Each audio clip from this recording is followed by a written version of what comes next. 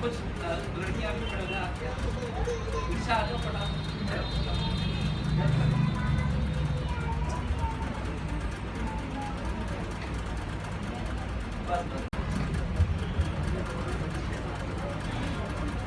Hallelujah. सब आनंदित है?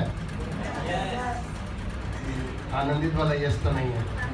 जब हम आनंदित होते हैं तो जब हम आनंद मनाते हैं तो वो दिखता है, ऐसे वाला दिखता है, और वो ऐसे वाला दिखता है, वो स्वर्ग में दिखाई देता है। हालेलुया। वो ऐसे वाला दिखता है कि जैसे शैतान हमारे दोनों हाथों के बीच में है, और जो शैतान हमारे जीवन के अंदर है, जब हम उसकी पिटाई करेंगे तो दोनों हाथों में कैसे पिटेंगे, वो वाली पिटाई चाहता हूँ मैं। आपके दोनों हाथों में यदि शैतान आ जाए,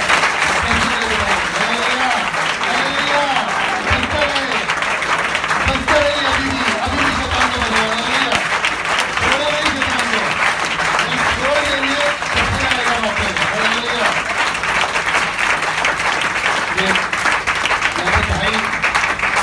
यहाँ पे भाई बजा रहे थे, जब गीत के लिए बजा रहे थे, बहुत अच्छा बजा रहे थे। अगर शैतान को हम बजाएं तो भाई एक बारी बजाएंगे जो बजा रहे थे अभी यहाँ पे भाई, ताली उसी के साथ बजाएं, कोई बात नहीं। आप स्टिक के साथ, आप पहले समझे आपके सामने शैतान है तो शैतान की कैसे मारेंगे आप? बजा दीजिए, मारना मत, बस ऐसे मारेंगे। अगर शैतान आपके सामने आ जाए शैतान को छोड़ देंगे।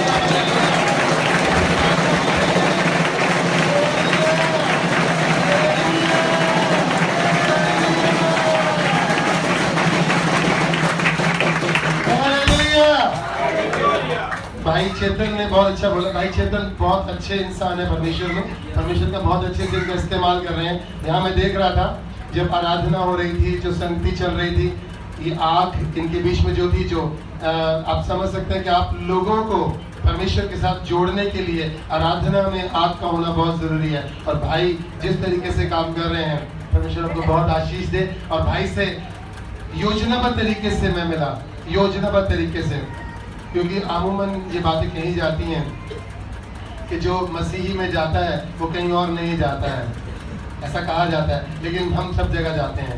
मैं जहाँ गया वो जगह कौन सी थी आप बताएं भाई, आपको बताएं कौन सी जगह? गुरुद्वारा था। वो गुरुद्वारा था जहाँ हम गए थे।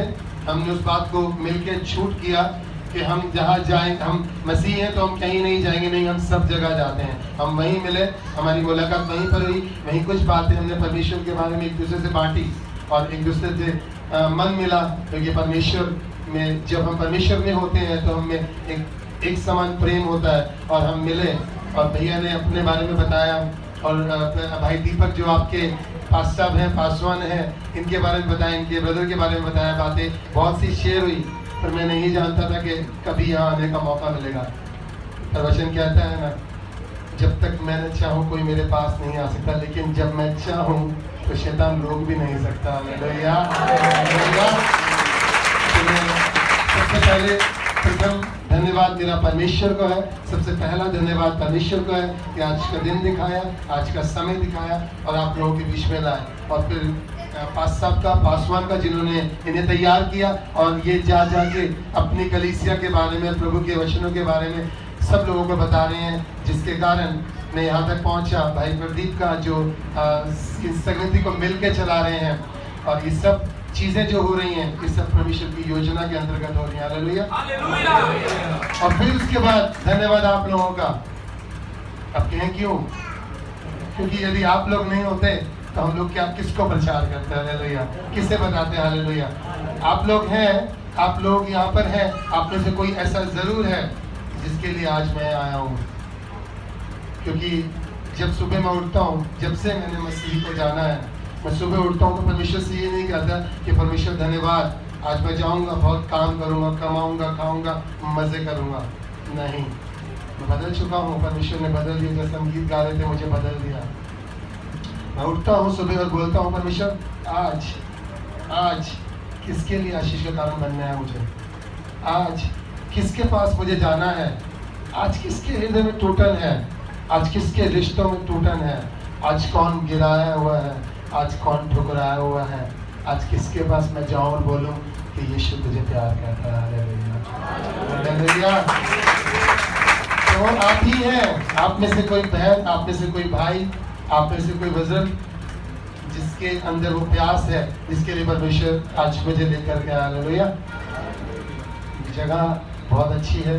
मैं यहाँ बैठा था तो परमेश्वर का आत्मा बहुत अच्छे से बात कर रहा था। प्रभु बता रहे थे कि बहुत अच्छा काम इस कलीसिया में हो रहा है। हालेलुया। कलीसिया बहुत अच्छे से बढ़ रही है। आपके पासवान बहुत अच्छे हैं। बताता हूँ कैसे। मैं अपनी गवाही तो दूंगा, लेकिन छोटी सी बात शेयर करता हूँ आपके साथ। आप में से कितने लोग ऐसे हैं जो 3 महीने या उससे भी कम से भी यहाँ आ रहे हैं? हाथ खड़ा करेंगे। 3 महीने या उससे भी कम। सब 3 महीने से ज़्यादा वाले हैं? सब 3 महीने से ज़्यादा वाले हैं? 1 2 3 वर्ष तो कभी नहीं हुआ, पर 2 दिन पहले इन्होंने मुझे परिवर्तित कर दिया। हालेलुया। आप बताएंगे मैं बताऊं? मैं बताता हूँ, छोटी सी बात है। मैं एक बिजनेस करता हूँ गारमेंट्स का। मैं फुल टाइम मिनिस्ट्री में नहीं हूँ, पर मैं बिजनेस करता हूँ। पर हफ्ते में 4 से 5 दिन चारों को चेंज कर दिया। और मैं सोच रहा हूँ आपके साथ तो कितने साल से रह रहे हैं, कितना कुछ बदल दिया होगा आपने। मैंने हालेलुया। भाई आप मुझसे रोज बातें करते रहा कीजिए, मैं बहुत बदल जाऊंगा। हालेलुया। अपने पासवान के लिए एक बार जोरदार ताली हो।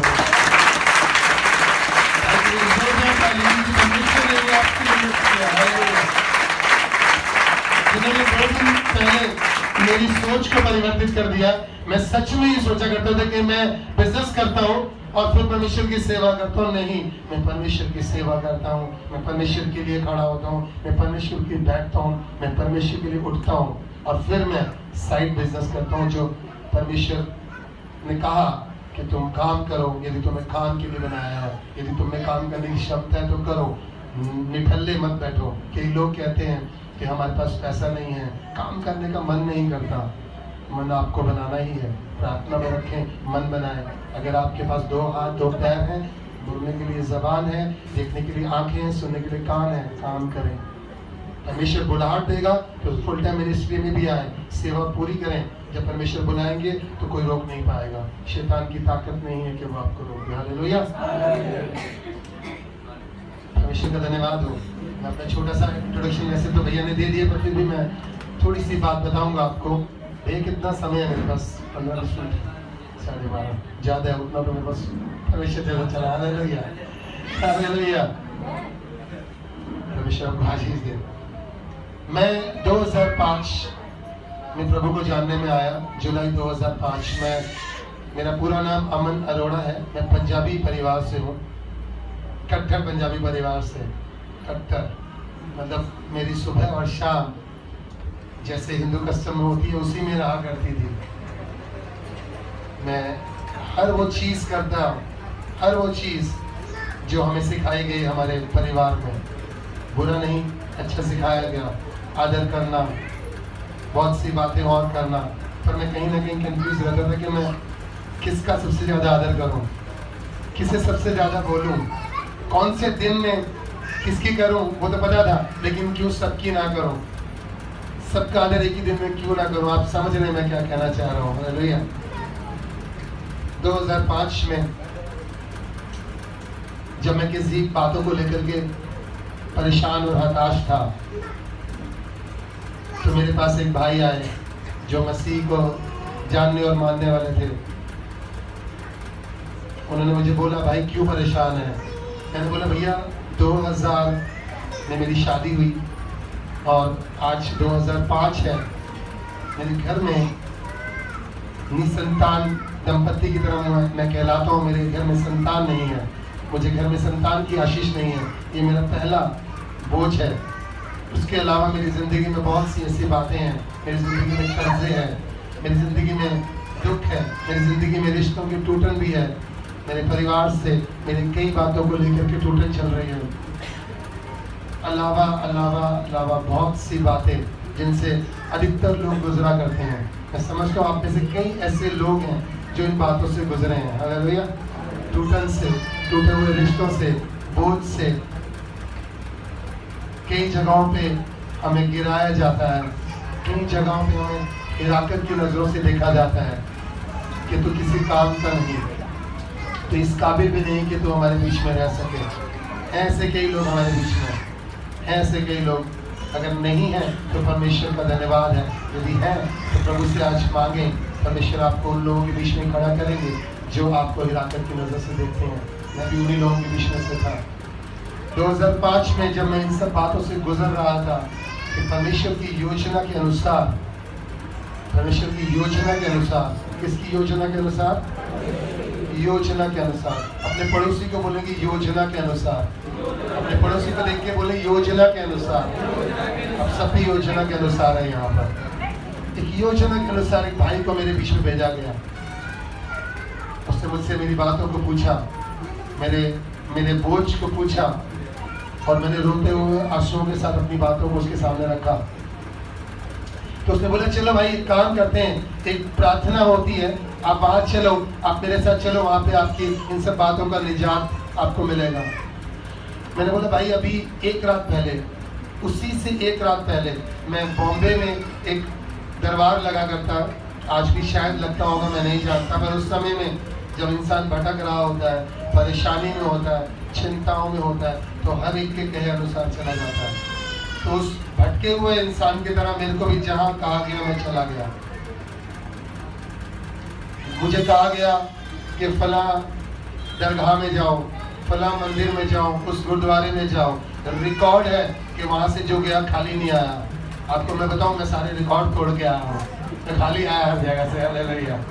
मैं सारे रिकॉर्ड तोड़ आया। किसी ने मुझे बोला उस जगह पे जाओ, वो पवित्र जगह है, वहाँ पर आप जाओ, वहाँ पे 13 बार जाओगे तो आप खाली कभी नहीं जाओगे। मैं 13 बार ही गया, जब 14th टाइम आया तो रिकॉर्ड टूट चुका था। तो मैंने बोला बस अब कुछ बचा है, हालेलुया। तो मैंने सारे उन जगहों के रिकॉर्ड तोड़ने वाला काम किया है। सारे रिकॉर्ड तोड़े हैं जहाँ पे गारंटियां दी जाती थी। और जिस जगह से मैं एक रात पहले होकर के आया वो भी एक रिकॉर्डेड जगह कहलाती थी। बॉम्बे में माई जी के नाम से कोई जगह है, वहाँ पे मुझे ले जाया गया। हम दोनों मियाँ बीवी और जो लेके जाने वाले मध्यस्थ थे बीच में, वो मुझे लेकर के गए। उनकी टिकट का खर्चा भी मैंने किया क्योंकि मुझे चाहिए था, तो उसके लिए कुछ भी करूँगा। हमें जब चाहिए होता है हम कुछ भी करते हैं। मैंने वो टिकट का खर्चा किया, हम लोग वहाँ पर गए, पूरी श्रद्धा के साथ पूरी रात बिताई मैंने वहाँ पर। और सुबह हम लोग जब वापस आए, और वापस आने के बाद बड़ा अंदर से तैयारी में था, अब तो मैं ऐसी जगह होकर आया हूँ कोई मेरे जीवन में आशीष को आने से रोक नहीं सकता। और उसी समय एक भाई आगे रोकने के लिए, हालेलुया, वो भाई आए रोकने के लिए, कह रहे तो चल प्रार्थना करा। मैंने बोला अभी तो होके आया हूँ। वो माई जी ने कहा है गारंटी है, गारंटी हो जाएगा, गारंटी है, हो जाएगा। मैंने बोला मुझे वो गारंटी दी गई है, वैसे तो बहुत सी गारंटियाँ मैं छोड़ के आया हूँ, पर ये गारंटी में मुझे विश्वास है। तो उन्होंने बोला कोई बात नहीं, आप जो करते हो करो, कल एक सभा है, आप आओ, प्रार्थना करेंगे और आपको भेज देंगे। मैंने कहा ठीक है, प्रार्थना में जाना है और वापस आना है। मैंने कहा कुछ मांगोगे वो तो नहीं, मैंने कहा कुछ ये तो नहीं है, क्योंकि जहाँ जाता हूँ वहाँ इसके लिए होता है या नहीं होता है। जो हिंदू कस्टम से आ रहे हैं, जो दूसरे बैकग्राउंड से आ रहे हैं, मैं भी उसी में से हूँ। मैं मसीही परिवार में पैदा नहीं हुआ जो मैं क्रिश्चियनिटी की तारीफ कर रहा हूँ, मैं अपनी जिंदगी की वो गवाही दे रहा हूँ पंजाबी परिवार से जो मेरे जीवन में बीता है, जिससे मैंने अनुभव किया है। मैं जहाँ जाता था वहाँ से कहा जाता था 5100 रख दे, तेरे लिए करूँगा।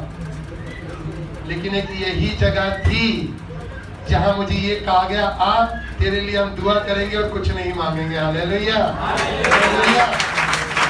और आज भी ये जगह कायम है। मैं इन 12 सालों में बहुत सी जगहों पे गया और इसी मंशा के साथ शुरू के 6-7 साल बिताए। अब मांगेंगे, अब मांगेंगे, अब मांगेंगे, अब बोलेंगे तेरे लिए दुआ करिए, ला ये तो रख जा, दुआ की ये फीस है। लेकिन शुरुआती के वो एग्जामिनेशन साल मैंने बिताए, मुझसे कुछ भी नहीं मांगा गया, मुझे कुछ भी नहीं कहा गया, पर मेरे साथ बैठ करके आंसुओं के साथ मेरे लिए दुआ की गई। एक ऐसा मसीही परिवार मुझे मिला जो अब तक नहीं मिला, जिसने मुझे कहा बैठ, हम तेरे लिए बिना किसी खून के रिश्ते के, बिना किसी ऐसी जोड़ के, बिना किसी ऐसे संबंध के हम तेरे साथ बैठेंगे और तेरे लिए दुआ करेंगे। मैंने सोचा दुआ साधारण होगी, लेकिन दुआ हुई आंसुओं के साथ। मुझे भाया, मैंने कहा ये कौन लोग हैं, ये कैसे लोग हैं, मैं तो जानता नहीं इन्हें, इनसे मेरा कोई रिश्ता नहीं। बहाल और नकली आंसू जितने बहाने हैं, मैं जानता हूँ आंसुओं के बाद बोलोगे कितने पैसे हो गए। ऐसा है, मैं देख पा रहा हूँ परमेश्वर कईयों के मन को छू रहे हैं। हालेलुया। कईयों के मन से परमेश्वर बात कर रहा है। हालेलुया। मैंने कहा था आप लोगों का धन्यवाद है, कई हैं जिनके लिए परमेश्वर आज यहाँ लाया। हालेलुया। आंसुओं के साथ मेरे लिए दुआ की गई। मैंने बोला क्यों, किस लिए? अब से पहले मैं जितनी भी जगहों पे होकर के आया उन सब ने मुझसे मांगा और मुझे गारंटियां दी, वो सारी गारंटियां फेल हो गई। एक ऐसी जगह पे परमेश्वर मुझे लाए जहां मैं एक रात पहले एक अच्छी गारंटी के साथ आ रहा हूं और मन में एक तगड़ा विश्वास लेके आया। पूरी रात मैंने बिताया उस पर्सनैलिटी के साथ जिसे एक भक्त के रूप में कहा जाता है। मैंने अपना धन खर्च किया उस जगह पे जाने के लिए और मैं वापस आता हूँ एक बड़े ही भारी विश्वास के साथ और बहुत हर्ष के साथ बैठा हूँ और एक व्यक्ति आता है मेरे पास और बोलता है तेरे लिए दुआ होगी, और मैं वहाँ जाता हूँ और मेरे लिए आंसुओं के साथ दुआ होती है। मेरी जिंदगी के अंदर थरथराहट शुरू हो जाती है। पर फिर भी एक मनुष्य होने के नाते, एक आम इंसान होने के नाते जैसे ही वहाँ से बाहर जाता हूँ फिर से वही हो जाता हूँ जो मैं हूँ, क्योंकि मैं कितने साल ऐसी जगहों पर रहा हूँ, एकदम से बाहर नहीं आ सकता ना। आप में से कई ऐसे लोग हैं जिन्हें आज प्रभु का वचन सुनाया जाए तो कल ही बपतिस्मा ले लेगा, नहीं है? या कोई है ऐसा? अगर है तो आपका परमेश्वर के लिए, मैं परमेश्वर को आपके लिए धन्यवाद दूंगा कि परमेश्वर ऐसे लोगों को अभी भी रखे हैं। लेकिन नहीं, सालों मेहनत करते हैं पासवान, सालों मेहनत करते हैं, तब जाकर के वो समझ पाते हैं कि यिर्मयाह अध्याय में क्या लिखा है। यिर्मयाह अध्याय 1 में कोई बताएगा क्या लिखा है? मैंने तुझे माँ के गर्भ में रचने से पहले हालेलुया हालेलुया। बहन ने मुझसे यही सवाल कल किया, मैं उसे परमेश्वर की बातें बता रहा था तो उस बहन ने मुझसे सवाल किया, मैं 24 साल की हूँ, 24 साल से मुझे किसी ने संभाला हुआ है, एकदम से कैसे मैं कह दूँ प्रभु यीशु मसीह? मैंने बोला वचन पढ़ो ना, वचन पढ़ो ना, बाइबल झूठ नहीं बोलती, बाइबल का एक एक वचन सत्य है। आज तक किसी कोई सत्य नहीं कह पाया, वचन झूठ नहीं बोलता। यदि वचन में लिखा है तो मैं मानता हूँ और मैं विश्वास करता हूँ कि माँ के गर्भ में रचने से पहले प्रभु यीशु मसीह ने मुझ पे चित्त लगाया और मुझे ये कहा कि मैंने तुझे चुन लिया है। Hallelujah hallelujah. मैं ये कहना चाहता हूँ आपको कि एक ही दिन में कन्वर्जन नहीं आता, एक ही दिन में कोई नहीं परिवर्तित होता। मैं भी नहीं परिवर्तित हुआ, मैंने भी लिए काफ़ी महीने, बहुत से सवाल किए। बहुत बार जब दोबारा मुझे उस प्रार्थना सभा के लिए कॉल किया गया तो मैंने बहुत से इंसानी तरीके अपनाए, हथकंडे जिसे हम कहते हैं। भाई थोड़ा काम है, आप में से कईयों ने किए हैं, ऐसे किया है। जब आपको पहली बारी प्रार्थना सभा में लाया गया, सेकेंड बारी आपको प्रार्थना सभा के लिए कॉल किया गया तो जरूर आप में से किसी ने ये कहा होगा अभी जॉब पे जाना है, अभी नौकरी है, परिवार में रिश्तेदार आ गए हैं, आज मैंने खाना नहीं बनाया है। ऐसे हथकंडे मैंने भी अपनाए और बहुत बहाने मारे, लेकिन मसीह का प्रेम खींच लेता है और मसीह के लोगों में वो आकर्षण होता है कि वो पीछे लगे रहते हैं। हालेलुया। उनका पीछे लगना शुरू में बुरा लगता है, लेकिन जब मछली जाल में फंस जाती है तो फंस के बड़ा मजा आता है। हालेलुया। जब मछली जाल में आ जाती है, जब उसके लिए जाल बिछाया जाता है प्यार से बुलाने वाला, तो फंस के बड़ा आनंद आता है। वही आनंद आज हम में है। हालेलुया। वही आनंद है, इसलिए आज हम यहाँ पर हैं। आनंदित है, आनंदित है। अपने पड़ोसी से कहें आनंदित हो, आनंदित हो, आनंदित हो। हालेलुया। तो जितने भी हथकंडे मैंने अपनाने थे अपना लिए, परमेश्वर की योजना के अनुसार वो मेरे पीछे लगे रहे। एक दो प्रार्थनाएं स्किप करवाते, फिर बुला लेते, फिर एक दो प्रार्थनाएं स्किप कराते, फिर कुछ ना कुछ बहाने में मारता, फिर वो कुछ एक्सक्यूज देते और मुझे बुला लेते प्रार्थनाओं में। मैंने बहुत तरह के सवालों के साथ प्रार्थनाओं में जाना शुरू किया। मैंने बहुत सी बातें उनसे पूछी और मुझे हर एक बात का सटीक, अच्छा, बेहतर, सांत्वना वाला उत्तर मिला। ऐसा जवाब मिला, कि मैं संतुष्टि से भरता चला गया परमेश्वर में। और फिर समय आया जब मुझे परमेश्वर का आत्मा ने एक दिन छू लिया। कुछ ऐसी बातें जो मैंने आपको शुरू में बताई कि मेरे लिए दुआ आंसू बहा बहा के, क्यों भाई, किस लिए? मेरा आपके साथ कोई संबंध नहीं है, आप मुझे नहीं जानते, मैं आपको नहीं जानता, किस लिए? क्यों आप मेरे लिए रो रहे हो? क्यों आप मेरे लिए आंसू बहा रहे हो? ऐसा क्या संबंध है आपका मेरे साथ? इस बात ने मुझे तब से लेकर आज तक खींचा हुआ है। उसके बाद परमेश्वर की आराधना ने मुझे खींचा। दूसरा जो परमेश्वर की ओर आकर्षण का मेरे लिए सबसे महत्वपूर्ण बात था, परमेश्वर की आराधना बाकी सब आराधनाओं से अलग, बाकी सब गीतों से अलग। कोई फिल्मी ट्यून नहीं, कोई ऐसा संगीत नहीं कि जिससे हम बिना झूमे और बिना नाचे और बिना गाए रह सके।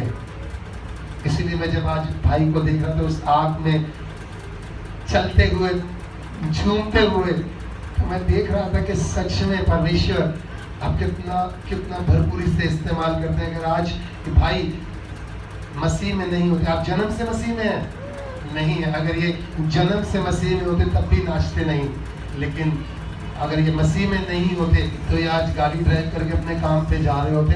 आप में से किसी को नहीं जानते और मसीहियत की आराधना में, स्तुति में कैसे नाचते हैं ये नहीं जानता। ये स्वाद परमेश्वर में आने के बाद ही हम पाते हैं। Hallelujah, hallelujah.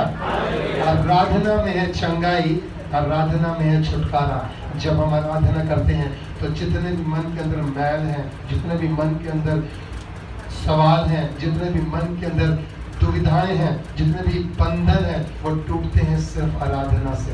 और वही हुआ मेरे साथ। मेरे दिमाग के सारे सवाल के उत्तर मुझे आराधना में मिलते चले गए, मिलते चले गए, मिलते चले गए, और मैं परमेश्वर में बढ़ता चला गया। 1 साल से 1.5 साल के बीच में आते आते मेरा परमेश्वर से लगाव बढ़ता चला गया, बढ़ता चला गया, बढ़ता चला गया, और मैं परमेश्वर के करीब और करीब और करीब आता चला गया। हालेलुया। लेकिन मैं किस इच्छा और कामना के साथ परमेश्वर के पास आया था? मैंने स्टार्टिंग में बताया था, शुरुआत में, संतान के लिए। हालेलुया। और आज मैं 12 साल मुझे परमेश्वर में हो गए, और मेरी बेटी 5 साल की होने वाली है। तो कितने साल 7 साल मैंने क्या किया? इंतजार विश्वास के साथ, इंतजार विश्वास के साथ कितने साल किया?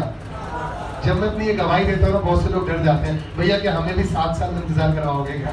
भैया, क्योंकि हमारे पास लोग आते हैं झट मंगनी पट रहा, कैसे वाले आते हैं? आज प्रार्थना, कल तो फोन आ जाना चाहिए मेरे दोस्त का, वरना भैया प्रभु है ही नहीं है यहाँ। आज प्रार्थना, कल नौकरी नहीं मिली तो कैसा परमेश्वर, कौन सा परमेश्वर, कौन कहता है ये प्रभु है, जिंदा है। आज प्रार्थना तो कल रुका हुआ धन वापस आ जाना चाहिए। भैया आपको सिर्फ 1 हफ्ते का टाइम है, अगले हफ्ते में तभी आऊंगी जब मेरा धन वापस आ जाएगा। भैया है ऐसा।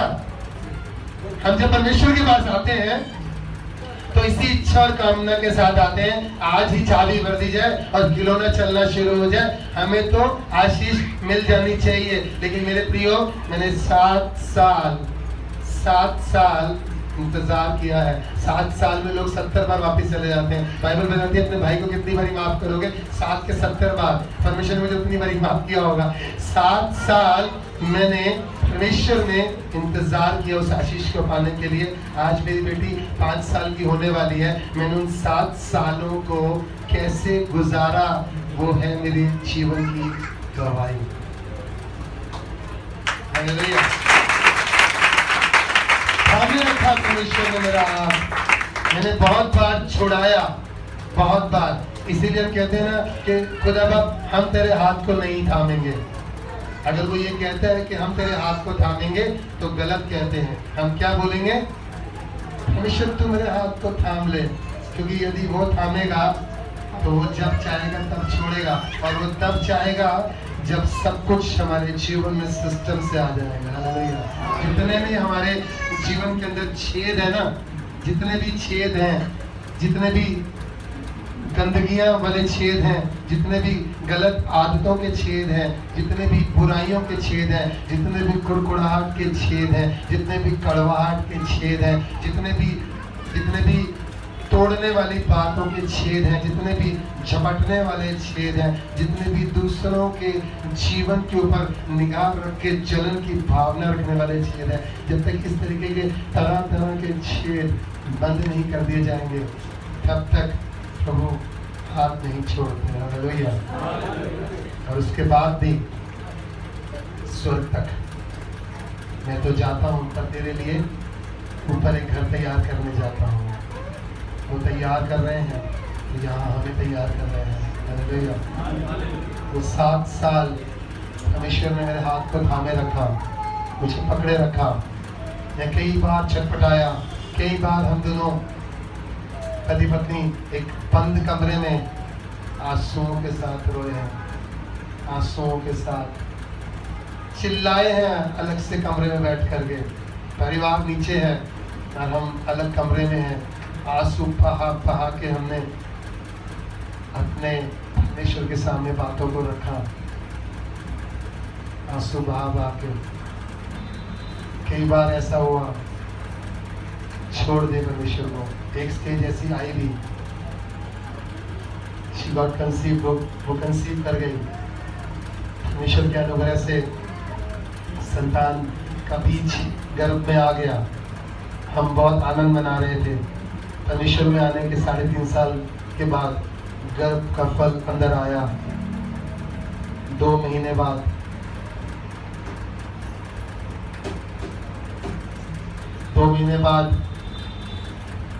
हम टूट गए। हमने कहा अब नहीं,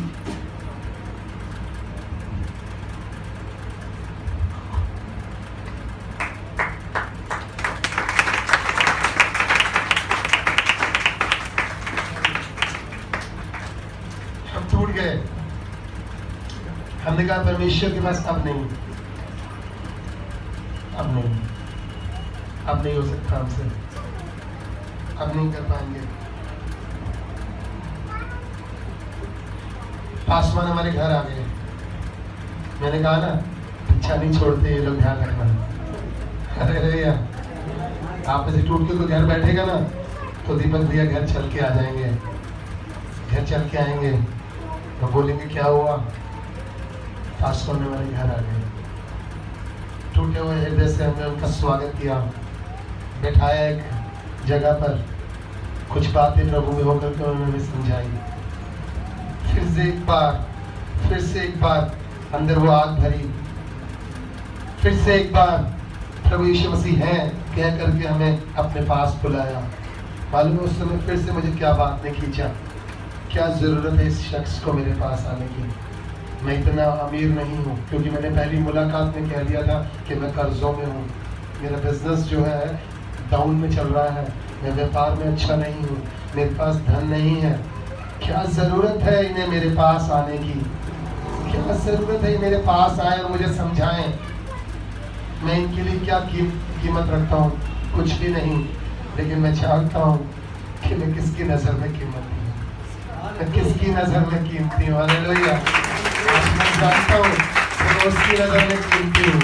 वो रचने वाला परमेश्वर, वो सृष्टि को बनाने वाला सृजनहार, उसके लिए मैं कीमती हूँ। उसने मेरी कीमत लगाई है। मैं गर्दे में हूँ तो वो मुझे उठा के लाया। हालेलुया। मैं उसके लिए कीमती हूँ। आप भी कीमती हैं, आप भी कीमती हैं। परमेश्वर की नज़र में आप कीमती हैं। यदि आज आपको ऐसा लग रहा है कि जीवन में ये बातें नहीं हो रही, क्यों अभी भी ये टूटन चल रही है, क्यों अभी भी जिंदगी में कई ऐसी बातें जो पूरी नहीं हो रही हैं, तो उन बातों की ओर ध्यान ना दें। उस सृजनहार परमेश्वर को निहारें और उसे कहें, परमेश्वर मैं जानता हूँ, मैं जानती हूँ कि मैं तेरे लिए कीमती हूँ, मैं तेरे लिए कीमती हूँ। तूने मुझे इस पृथ्वी में इसलिए नहीं भेजा कि मैं एक भीड़ में से होकर के रह जाऊँ, नहीं, तुमने मुझे अलग बनाया है, चुना है।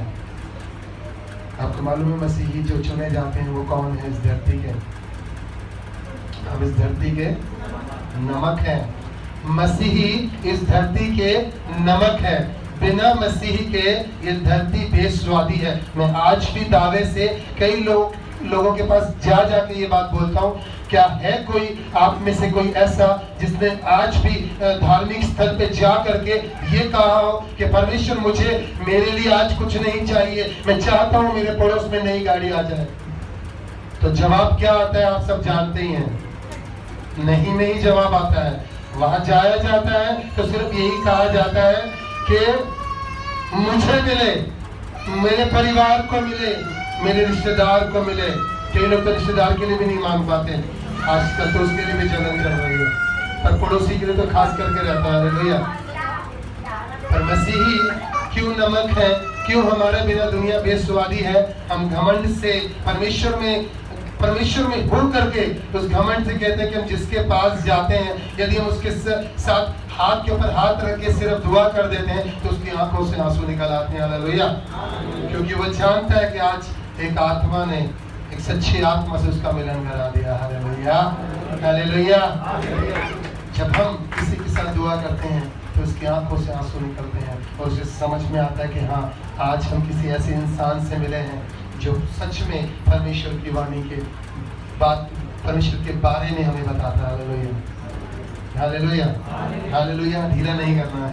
Hallelujah, hallelujah. आप लोगों को नींद आ रही है? नहीं आ रही? हालेलुया जोर से बोलने से आपको मालूम है क्या होता है? एक छोटी सी, बीच में एक छोटी सी बात आपको बताता हूँ। एक मीटिंग चल रही थी, एक परमेश्वर के बहुत बड़े दास हैं जो विदेश में है, रोनाल्ड बॉन्के। कोई नाम जानता है उनका? किस नाम से? रोनाल्ड बॉन्के नाम सुना है। उनकी एक बहुत बड़ी सभा चल रही थी और उस सभा को खराब करने के लिए कई बहुत बड़े बड़े धर्म के गुरुओं ने एक योजना बनाया कि जब भी ये सभा चलती है तो कितने बीमार चंगे हो जाते हैं, कितने गरीब अमीर हो जाते हैं, कितने दुष्ट रोगों से पीड़ित हैं वो चंगे हो जाते हैं, हड्डियों के रोग जिनके होते हैं वो हड्डियों के रोग गायब हो जाते हैं मात्र उस सभा को अटेंड करने से, उस सभा के अंदर बैठने से, उस सभा की बातों को सुनने से लोग चंगे हो जाते हैं उनकी मीटिंग में। तो उन धर्म गुरुओं ने, बड़े बड़े जो धार्मिक पंडित थे, उन्होंने एक योजना बनाया कि हम इस मीटिंग को सफल नहीं होने देंगे और हम इसके चारों कोनों को घेर लेंगे और हम ऐसे मंत्र जाप करेंगे कि ये सभा खराब हो जाएगी और जितने भी इसमें काम किए जाएंगे कोई भी चंगाई इस सभा में नहीं आएगी और धीरे धीरे इसका वो इंप्रेशन खत्म होता चला जाएगा और हम फिर से एक बार अपने आप को लोगों के सामने प्रदर्शित करेंगे और अपने उन कामों को करेंगे जिन कामों से लोग आज भी फंसे हैं। हालेलुया। ऐसी योजना के अनुसार चारों कोनों पे एक एक धर्म गुरु बैठ गया और जैसे ही रोनाल्ड बॉन्के स्टेज के ऊपर आए और उन्होंने मंत्र जाप शुरू कर दिया, अपना बोलना, और उन्होंने अपनी तरफ से जितने भी संस्कृत के मंत्र थे बोलने शुरू किए ताकि ये मीटिंग खराब होना शुरू हो जाए। ऐसी बातें मंत्र के द्वारा बोलना शुरू किया और जैसे ही परमेश्वर के दास स्टेज पे आए उन्होंने एक नारा लगाया, हालेलुया। आप जानते हैं क्या हुआ उस नारे के बाद? पास्टर जान गए, जैसे ही नारा लगा चारों कोनों में एक एक व्यक्ति बेहोश पाया गया। Hallelujah, hallelujah. ये हालेलुया स्वर्गीय शब्द की सामर्थ, ये हालेलुया स्वर्गीय शब्द की वो ताकत कि यदि हम सड़क में फंस गए, ट्रैफिक में फंस गए, हॉस्पिटल में फंस गए, रोगों में फंस गए, गरीबी में फंस गए, बेकारी में फंस गए, उलझन में फंस गए, टूटन में फंस गए, रिश्तों में फंस गए, हालेलुया का नारा लगाएं, जितने भी शैतान हैं बेहोश मिलेंगे आपको। हालेलुया। इसलिए सोए नहीं, हालेलुया का नारा लगाते रहे। अगर आप सो जाएंगे तो हमें लगेगा हमने आपके लिए हालेलुया का नारा लगाया। बेहोश मत होना वरना पहचाने जाओगे।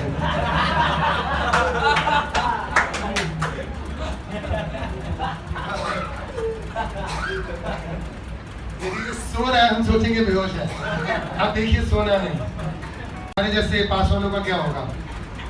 आपको बताता हूँ, एक छोटी सी कहानी के द्वारा। एक बार एक पासवान की मौत हो गई और एक गाड़ी चलाने वाले कैब ड्राइवर की मौत हो गई।